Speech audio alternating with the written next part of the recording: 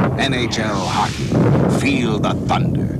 Now, out the other side comes She, and that will end the second period. You're down 4-1, going to the third period. Everybody's thinking this is over. I'm sure in the booth, you probably thought the game was over.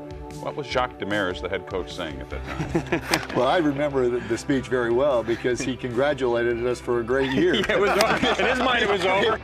Wickenheiser, the shot, he scores! It's 4-2. Centers to Mullen, he shoots and scores, and you could see that one coming.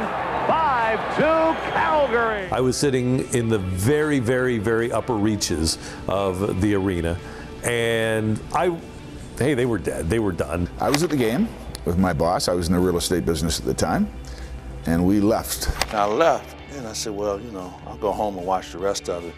And when I got home, it was like, uh-oh. More on to Pazlowski, a shot kicked out, rebound, Sutter shoots and scores! Oh, and the roller coaster ride continues.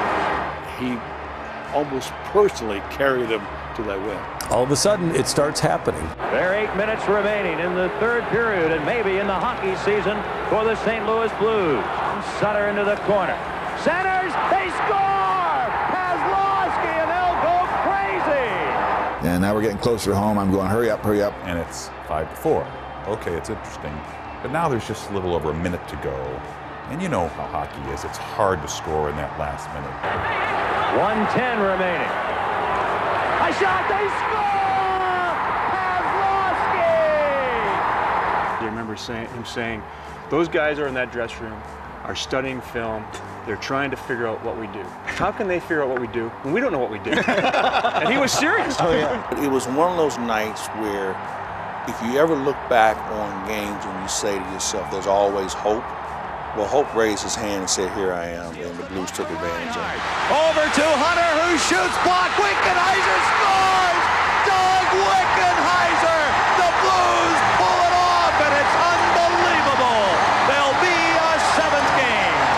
I'm trying to revise my stories. It's going wrong. Anyway, I ended up rewriting it 5 times. The building shook, and the press box, the old press box up there, you could literally feel it shake, and people didn't leave the stands. They stayed in that building for a long time. I'm standing at the door, getting the call on the walkie-talkie. They want Wick, they want this guy, they want this guy.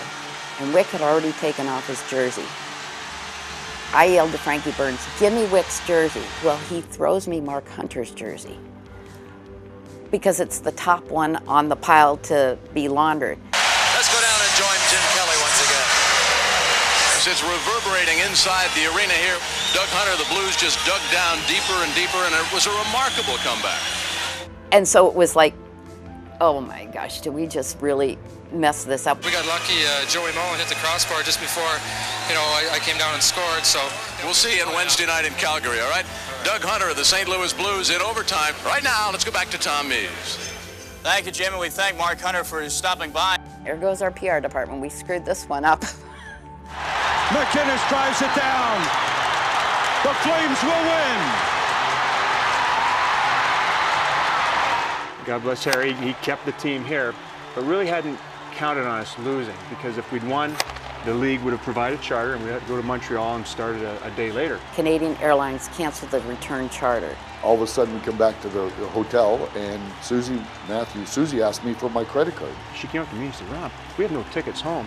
How much do you have on your credit card? We're going to have to start divvying up here. Our travel agent and I were on the phone all night long. Some of us went through Denver, some of the guys went through Chicago, some of the guys, I think there were 3 different groups that went on 3 different flights to get back to St. Louis. The veterans, we got the quick route home. We got home about 3 or 4 o'clock the next afternoon. The rest of the guys, 9 o'clock. Because that we lost, we were on our own, which was absolutely kind of crazier than you could imagine.